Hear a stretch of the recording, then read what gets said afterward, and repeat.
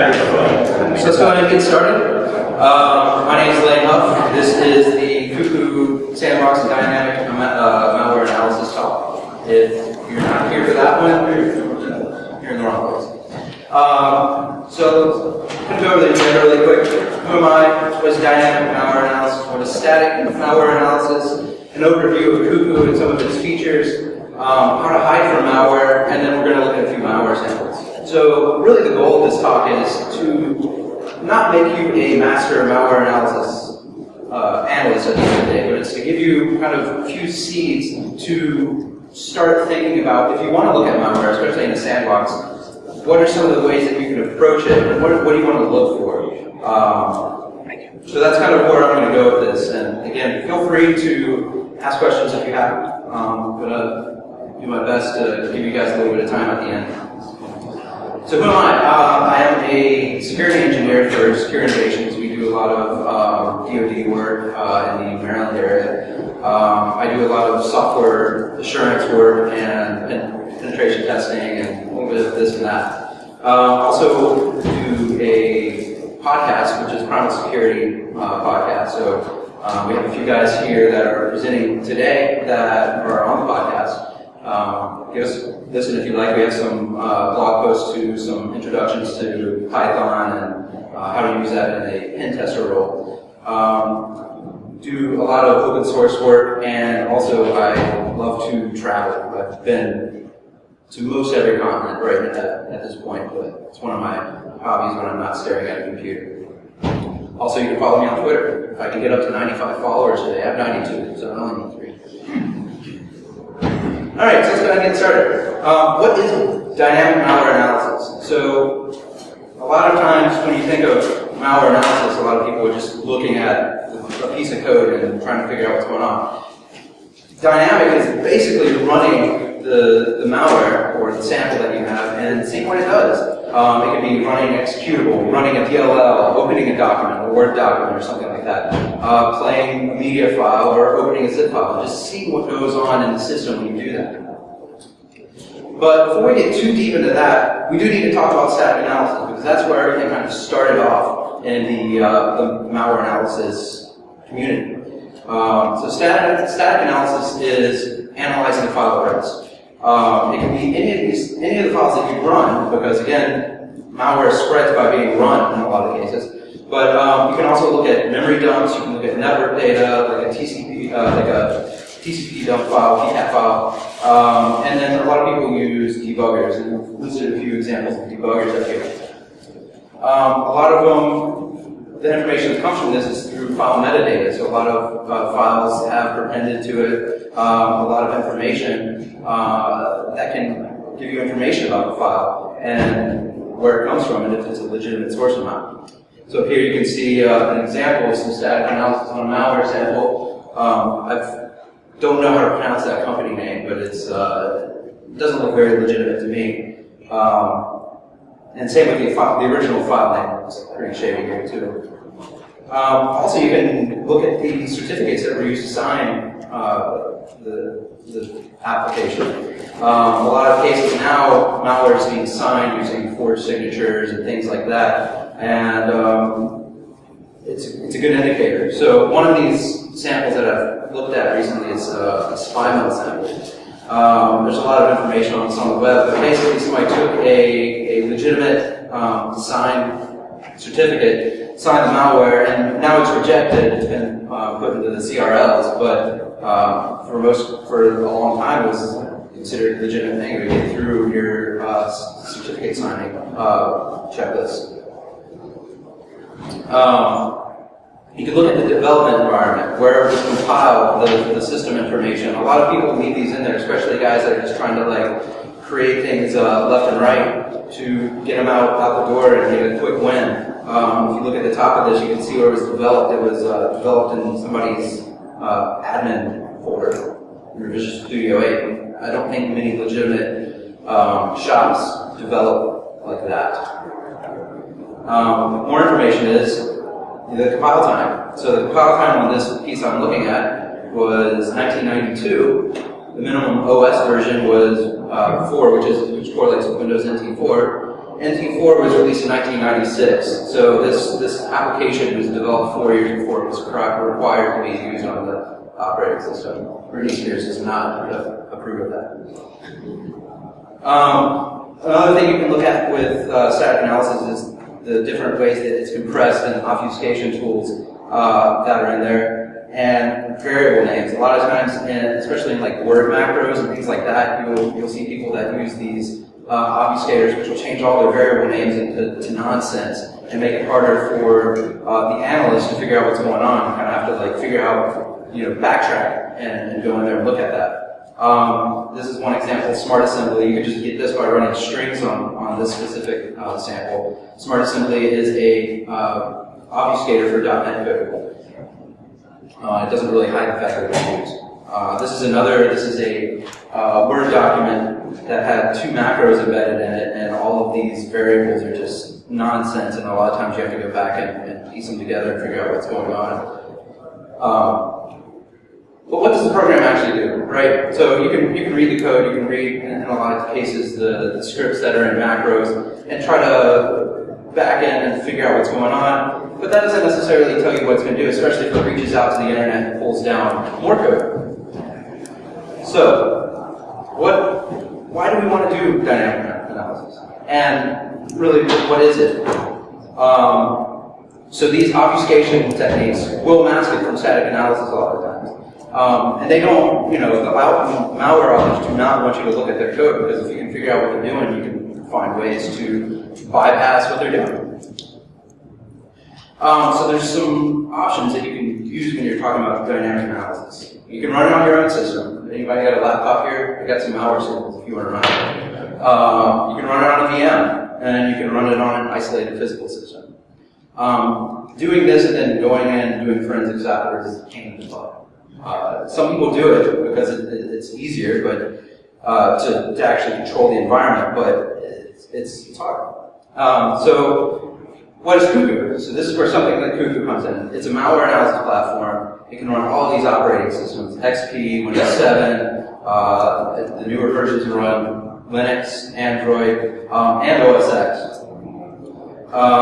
And it supports a bunch of architectures now: VirtualBox, KVM, Workstation, VMware, Zen Server, and you can actually set up bare metal devices to run with Cuckoo.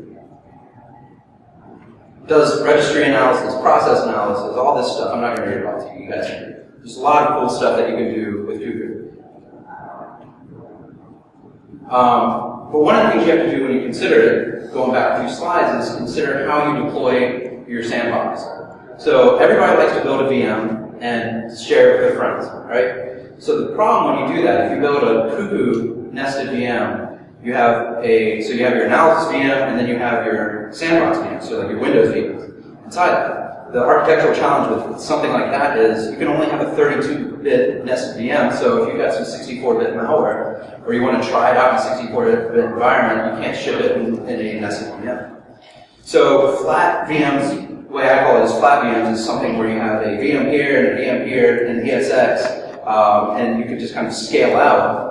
It's much more scalable, but it is harder to manage. It requires a little bit of finagling, and you have to have service accounts and all this stuff to actually control the VMs. So when setting up your own Cuckoo environment, it's important to consider what you're setting up for. Are you just trying to set up a few things and run some samples you found on the internet, get familiar with it? In that case, yeah, you don't necessarily care if you can only run 32-bit applications or not. If you're setting up for an enterprise or something where you're going to be running hundreds of samples through it, you're probably going to want to do something like a flat architecture out there. If you're sharing it with friends, again, you've got to consider how you're going to handle this. So how does it work? So this is a very complicated diagram. It basically go through, you submit it through a web API or a website or an API. Cuckoo has both. And it goes to the analysis machine where it executes it. This machine listens, it monitors the changes, it monitors the network traffic, the memory, and everything like that. Once it's completed, it will shut the VM down and ships everything back to your Cuckoo machine. And then Cuckoo processes it through its signatures and everything like that, and then you get a nice pretty report out at the end. So, summarize the process for it. You submit a file, Cuckoo sends it to the VM for execution. It performs analysis on it once it's returned, and then you get reports back. So there's two main distributions for Cuckoo. There is the Cuckoo distribution, which is from CuckooSandbox.org, and then Brad Spengler has actually made a fork of 1.2 and made a lot of customizations to it.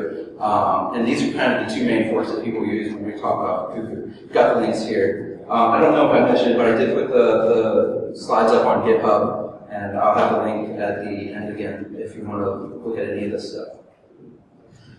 So Cuckoo 1.2, I'm not going to focus on this one too much anymore because they've got a new version out. It's really helpful. The guys, about 2 weeks ago, before, as I was preparing these slides, they released a brand new version of Cuckoo. So, version 1.2 only supports 32-bit analysis of Windows XP and Windows 7. Really good documentation. It's got a lot of, it's from 2015, so there's a lot of community support around it. Really good signatures, but they're not updated very much anymore. It's very stable. One of the main features is this execution graph. I'm not going to go much into this because nobody really uses it anymore. One that was released about 2 weeks ago, 2.0 release candidate 2, has both 32-bit and 64-bit Windows support. It has Android, OS X, and Linux support. The documentation is very poor. They don't even tell you how to do it. You have to kind of figure it out yourself, which isn't impossible, but it's a fair bit of work. They have added the ability to import and export reports. They have updated community signatures. They have Snort and Suricata integration, which is really cool if you're doing a lot with traffic, network traffic of botnets and things like that. You can set your samples to generate Snort rules and things like that. Man-in-the-middle support for encrypted traffic, which is really cool because a lot of these new samples out there encrypt everything that they do. So if you can man-in-the-middle that, it's really neat to look at that traffic. And then they have malware scoring support, which is terrible. Don't use it. But sandbox baseline, which is something they're moving forward with, which is basically you run your sandbox without a sample, and then when you run the sample, the idea is you get the deviations from that baseline. Right now, it's memory only, so it would take a volatility sample and do that. So you don't have anything as far as like registry keys of Windows processes. It's just memory, but it's still pretty cool. And then the Spender Sandbox. It's basically the version 1.2 of Fugu, but they added 64-bit Windows support, normalized registry names, which makes it a lot easier. Go ahead. Can you tell us a bit about the many individual support? I mean, does that support stuff like, certificate pinning or? So I don't know the full support. They use something, it's a tool out there called man-in-the-middle proxy. It uses that to proxy, or to grab the traffic. So basically, do you put like a root cert in the individual machine? I believe so. I haven't played with that feature too much, but I think that's how it works because basically it's going to grab your encrypted traffic. So okay, let me pull it out to the core of the question actually. So there's a couple of ransomware samples that establish connections to the Tor network. Sure, they have Tor support too. That's what I wanted to ask. If you guys can look into that as well. Yeah, 2.0 actually does have Tor support. It has a whole bunch of network options. A lot of the cases I use, and personally, I don't deal with network traffic too much. I want to see if it's trying to make connections out, but I actually don't care about the network traffic. So they do have a lot of network, especially with the Snort, Tor proxying, and everything like that. So those features are there for Google. So again, 1.2, the Spender Sandbox, normalized registry names. Very easy to read these, whereas before you have a really long registry line, this kind of cuts it down and makes it much easier to process. Service monitoring, much better signatures. They're way better than the regular 1.2. You can comment on the malware, so if you're sharing this with a team, you can look at stuff and say, hey, look at this piece, it looks really neat, interesting, we need to do more digging in this. Better integrating anti-sandbox and anti-VM tools. I'll get into this a little bit better, or a little bit later, but malware authors try to detect that they're running in a sandbox a lot of the time. So it's really beneficial to be able to say, hey, I want to find ways to obfuscate that sandbox and evade that detection. And it's also very stable, very good documentation, and they regularly update the sandbox log. A very brief comparison of the two. Spender does not have Android or OS X or Linux support, and it does not have baselining, and the Cuckoo does not have commenting and normalized registry keys. That's just a general comparison. If you would have asked me before the 2.0 RC2 version, I would have recommended Spender hands down. But now the RC2 is a lot more stable, so if you're going to play with something, you might consider playing with it. It has a lot more updated features. It has a lot bigger team supporting it, and it's pretty solid. But there's a gap on documentation right now. They're still working on all that. So Cuckoo supports a bunch of analysis packages. You can a whole bunch here, but most things you're concerned with are executables, Word documents, sometimes Java applications, PDFs, and things like that. And Cuckoo does a pretty good job when you submit it. It automatically detects it, but you can also tell it if you've got a sample that's like not flagging correctly. You can say, hey, this is a PDF, run as a PDF, or this is an executable, run as an executable. Again, I'm going to go over some quick pages that Cuckoo has by default. You can submit, you can have package selection, machine selection, override the timeout value, how long it'll actually execute the sample. So you can set a default, but if you know the sample takes forever or tries to wait the system out, you can override that. You can set clock options. So if you've got a malware that only executes on a certain time, you can actually set your VM to go to that time that you want it to run at. You can disable VM interaction, so if a sample pops up a window, Cuckoo automatically tries to click through the windows and say open things and close things and hit next, cancel, and things like that. And then you can enable or disable memory analysis if you have volatility and so on. The overview page has information. You can set up YAR signatures to work with Cuckoo.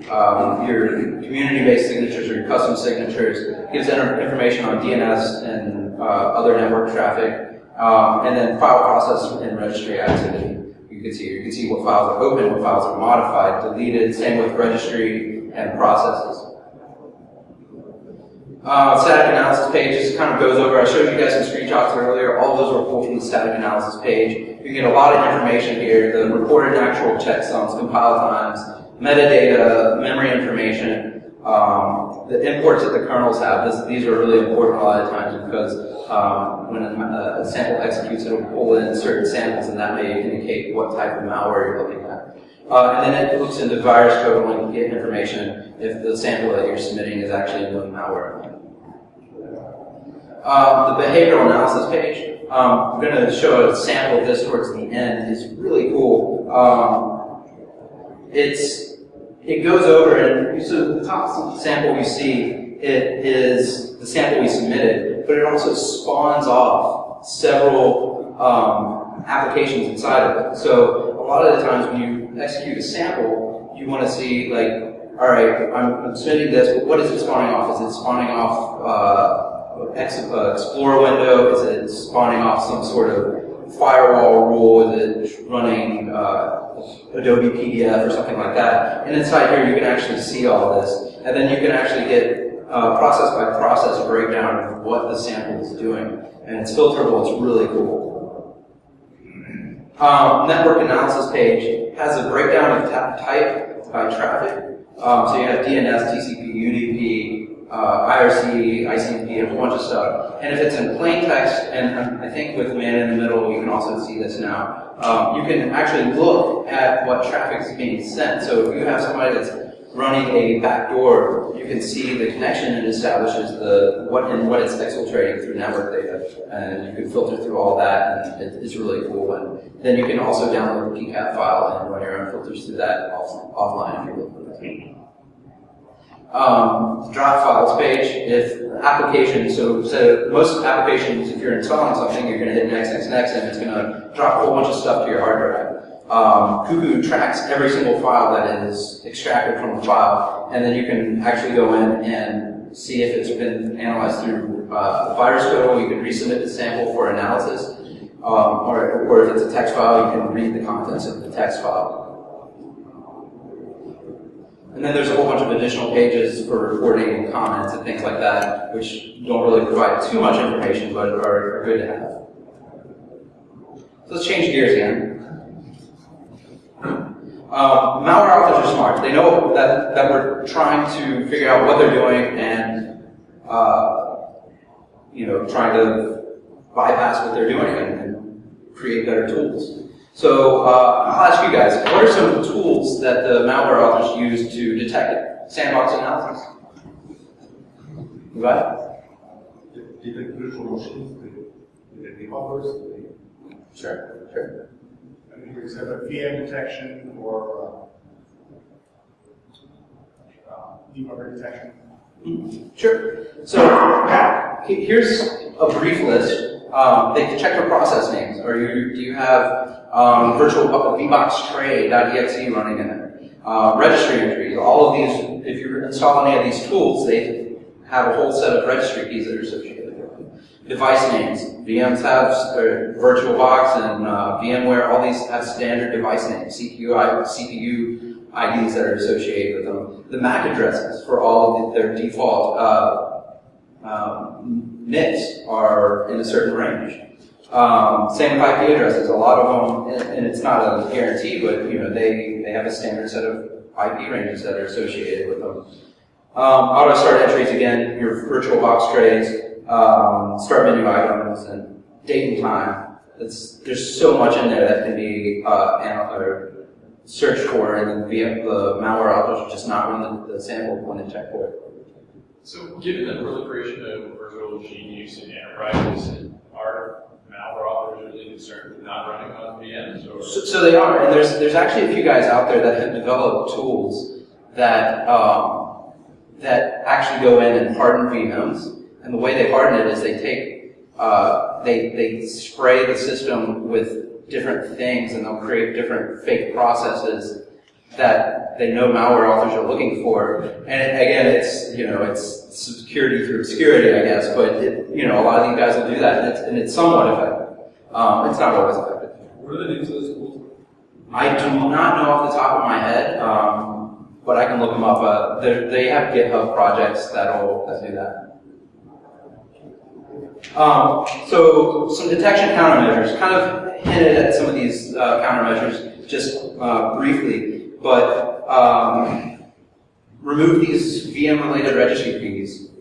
Change your device names. Change your MAC addresses.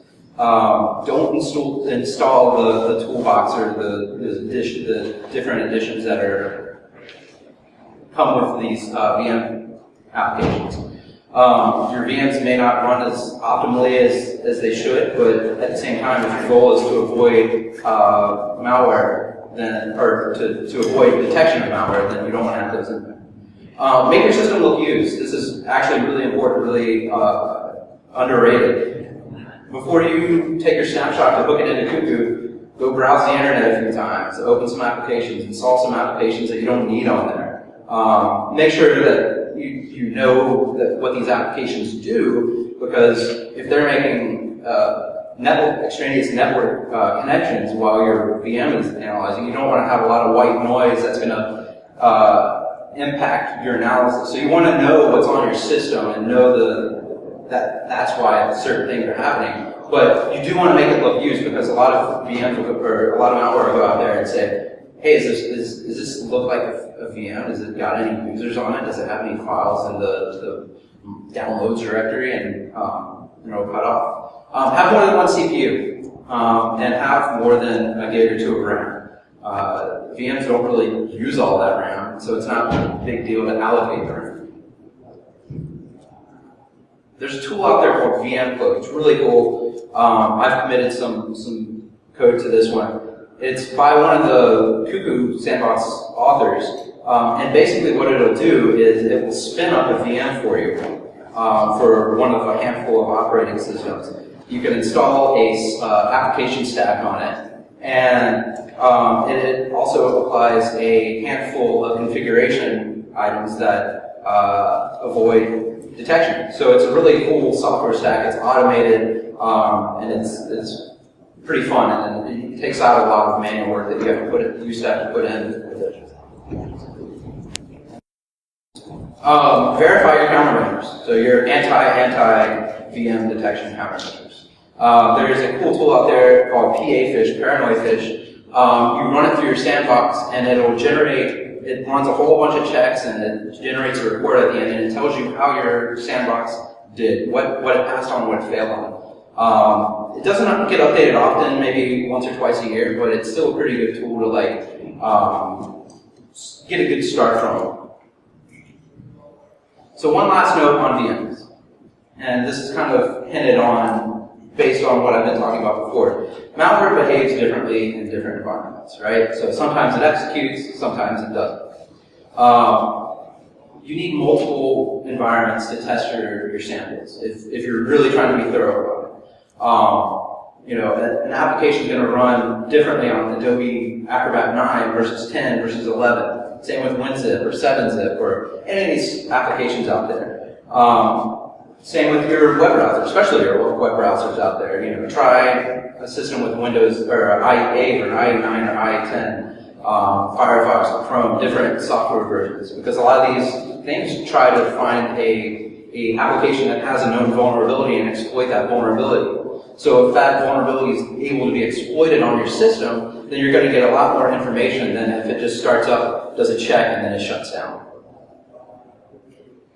So let's look at a few pieces of malware. So this one is called news.exe, and when you run it, it looks a lot like this. It doesn't look like anything on the front. It just sits there. Well, what is it actually? It's this piece of Syrian malware that was distributed to target dissidents in Syria using something called a blotta binding. It's like the type of malware. Some of the information that's really interesting on it is to look at the compile time. The copyright time is 9 years before the compile time, and the original file name.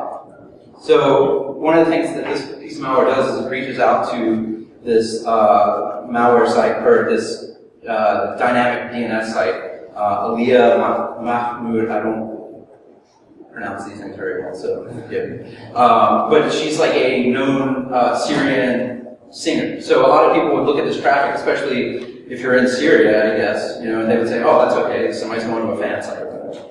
Multiple startup registry keys are committed, and it's one of the most common things we see when we're looking at keyloggers is this get async key state key. When you see this, you're almost guaranteed to have a keylogger on the system.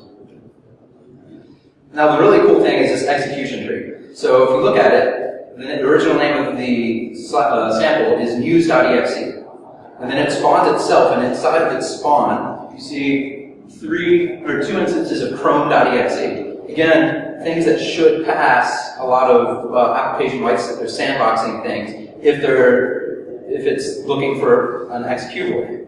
But inside that chrome.exe, you see a netsh command. Anybody know what that netsh command is doing? Opening the firewall. So it's opening the firewall for this chrome.exe to go out and do stuff. Is that the original chrome.exe or is it something else? It's a backward chrome.exe. And if you look at the application where it's opening, it's actually opening in the temp directory. So I don't know how many chrome.exe people run chrome.exe out of their temp directory, but I don't know if that's a safe place to whitelist chrome.exe. And then it runs all these other services too. It's basically gathering information about the system here. And then if we look at the signatures that are popping on it, we got a lot. This is just with the basic community signatures from Cuckoo. These are getting updated all the time by the community and lots of good information. So you can see some of the bigger ones are in red. Collects information to fingerprint the system. It gets the Windows ID. Probably this, so again, this is to fingerprint the sample. Go ahead. This is from like Cuckoo or Say that again. which version of This one's on the Spinner Sandbox, but actually a lot of these signatures are on both. there's a few people that try to port the signatures from to each one. But yeah, both versions will pop a dozen signatures on this sample. And that's just one reason I like using this in a lot of demos, is because there's so much information that you can get on this one. Actually, going back to this, I think you can, if anybody wants to download the malware, it's on SyrianMalware.org or something like that. They got a whole bunch of them. It's really a fun site to play with. People look at me weird when I say, hey, you want a piece of fun malware? They're like, what? Next one we have is loader.exe. It's a Chimera ransomware. It's one of the big things you see on this one is it spiders almost every single folder on the system. You get all your program files directories are spidered, all your user directories are spidered. And then you notice a lot of interesting things when you look at the modified files and the deleted files. So you see a whole bunch of files deleted, 1,000, 2,000 files deleted, depending on how much is on your system. And then for every deleted file, there's a new file that has a .crypt extension. And then you get this nice little file that says all your files are encrypted.html. So it's really nice of them to encrypt all your files, because encryption's good, right? Looking at this through static IP calls, so it reaches out to a certain IP, and I guess it sends the encryption key online, and then it also tries to go out and identify what your IP is, so it sends some of that information together, because a lot of these authors are trying to make sure that the right person is unlocking stuff, because that's nice. You shouldn't be able to unlock somebody else's files, right? And then if a lot of crypto calls that you see with ransomware associated in here, you see these two DLLs and the extensions that are loaded with them, crypt import key, export key. All of these things are Windows systems, Windows services. Malware is like infamous for just using stuff that's on Windows. They don't need to import custom libraries and do anything like that. When Microsoft provides a great ecosystem to encrypt all your files. Another really cool one that I've got here is Autohotkey.exe. I don't know what Autohotkey.exe means. I'm sure somebody had some use for it. But it's called a Petya ransomware. And so this one, it scans all of your systems for antivirus and shuts them off, and in some cases it'll shut down if it gets detected, because it knows it'll get shut down. And then it modifies physical drive 0. Anybody know what that is? It's your master boot record. And we'll get into that in a little bit, but so you see similar crypto calls to Chimera inside the executable that it will potentially call, and then it invokes something called ntdll, nt raise card error. What this is an undocumented Windows API that restarts the system. So why would you want to restart the system? It's really weird. Well, what's that? That's a root record. Right. So it modifies your master boot record. It encrypts that, reboots the system, and then you have a custom kernel that when your system starts up, it starts to encrypt everything for you. It's really nice. Again, encryption is good, right? One of the cool things, and I haven't gotten the chance to try this yet because, again, this only came out about 2 weeks ago. The new version of Cuckoo has something called analysis reboot survival. So for malware like this, it will try to reboot the system. Cuckoo tries to survive that and then continue the analysis, which is, again, a really cool feature that we have. So this is just the beginning. There's tons of information out there about Cuckoo and malware analysis in general. I really recommend Malware Analysis Cookbook, the practical malware analysis. If you're going to look into memory analysis, The Art of Memory Forensics is written by the guys that do the volatility framework, which is what Cuckoo uses for memory analysis. And then there's a few Twitter people out there. Physical Drive Zero, he posts lots and lots of malware, and you can just go find the samples and run them in your sandbox. And then 2 Cuckoo authors, and then there's me. I don't really post that much, but again, I'm trying to get 95 followers by the end of this talk. I need 3 more. Reddit has really good information on malware and our malware, our NetSec. I also highly recommend Primal Security Podcast, primalsecurity.net. That's me. some of the guys back here. And then we have info.speakeasy.org. There's a guy out there that posts a lot of information on how to set up certain sandboxes and a whole bunch of things. Really, really good information. Check that out. So this is me, again, Lane Huff, security engineer. Slides are on GitLab or GitHub. Do I have any questions? Go ahead. You said there would be an interaction. Is that a new thing? No, it's been around for a while, Okay. and they're always tweaking it. And a lot of the samples have you can go into Cuckoo and actually add lists of files that or links that I'll click on because it tries to say, oh, I see a next one, so I know the text next, and I'll click on that. And a lot of people have been adding things for different languages and different verbiage just based on the samples that they're submitting to make sure it goes through correctly. Do you have an idea of what that build is? Like, I did it years ago and it was all that. It's been in Cuckoo for at least 2.5 years. Anybody else? Yeah, if you're playing around with ransomware, how often are you able to extract the encryption keys out of memory? So I haven't tried to do that. It's probably possible. So my personal experience with Cuckoo is I use it a lot so I am in a giant software assurance platform. So we try to detect unwanted behaviors from samples of software that we think are legitimate. So we try to establish baselines and say anything that deviates from these baselines, we don't want this thing. So obviously malware it falls within that range, but I haven't done too much with memory analysis personally. If you were to run Cuckoo in the VM, do you recommend a hypervisor that you think is better, or is there one that you should definitely go with? So a lot of it depends on what you're comfortable with, I think. When I started off, I was running everything with, again, a VM within a VM, and I was using VirtualBox. VirtualBox was their default virtual environment for a long time. Right now I'm using ESX because I have a nice ESX setup, and it's really easy to use once you're comfortable with it, and it's really nice, especially if you're submitting a bunch of samples to it. So you just have to have a service account that will spin those VMs up and then shut them down and everything like that. So really it's what you're comfortable with. I don't think any of them have any significant drawbacks to using. Any commercial applications that are using Cuckoo? I mean, any commercial, is there like a commercial license or something like that? So they don't have a commercial license. It's I think GPL v3.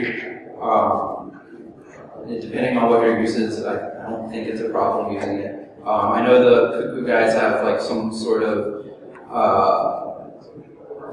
support thing that they sell to people, but it's only support. It's not like using the application because the application is free and open source. So it looks like Cuckoo is really good at developing IOCs, but one of the questions I get asked a lot in forensics is, was regulated data access or exfiltrated from an organization? Can you use Cuckoo to make any sorts of determinations about behavior with respect to the regulated data? So if you're talking about running the sample through it, you can see what it looks for, like if it's trying to scan certain data files. And then if you wanted to, you could play with your VM a little bit and put files in there and see what it does with them, right? So it has all sorts of network analysis tools in there, so you can see if it's trying to copy those files outside of your network. Were there any requests to add something like a timeline into the Cuckoo interface? I mean, arguably Cuckoo does a great job at exposing what each one does, network behavior, file drops, registry changes, handle the local and all that stuff. But have you thought about adding like a timeline view? File executed at timestamp X, then it did that at timestamp Y, and so on and so forth. So I just want to I am not a Cuckoo developer. I work with it a lot. I've worked with guys a little bit that develop it, but I'm not a developer. But so if we go back to one of the slides, let me slide it back. So if you look at the behavioral analysis page, each of these executables and everything that they do inside of it, that it actually does have a timestamp on it, so you can get that information as far as the timeline goes. But each individual application, every time it does something, even though it might be as simple as spinning up an exe and shutting it down, there's a ton of calls that are associated with that, so I don't think there's any way to get a pretty timeline out there. But it does have everything is set in a timeline, and you can associate that if you need to in some sort of custom application. If you have multiple setups for VMs, it takes a lot of time to say around setups. Do you have any suggestions for maybe you things that are intelligent, maybe results that determine that are second line? So if you're saying you have one sample and you want to run it against multiple environments, so like a VM that has Windows 7 versus a VM that has Windows 8, I don't think that they have anything in there that does that right now. In a lot of those cases, I think developing your own script that would post against the API. So you can specify through the API the machines that run. So if you know you have a sample that is going to act differently in different environments, it might be smart to just do like a handful of posts that will go to each and every VM in your environment. But that should be, it's pretty easy. It's built into the API. Anyone else? All right. So no other questions. I think we're good.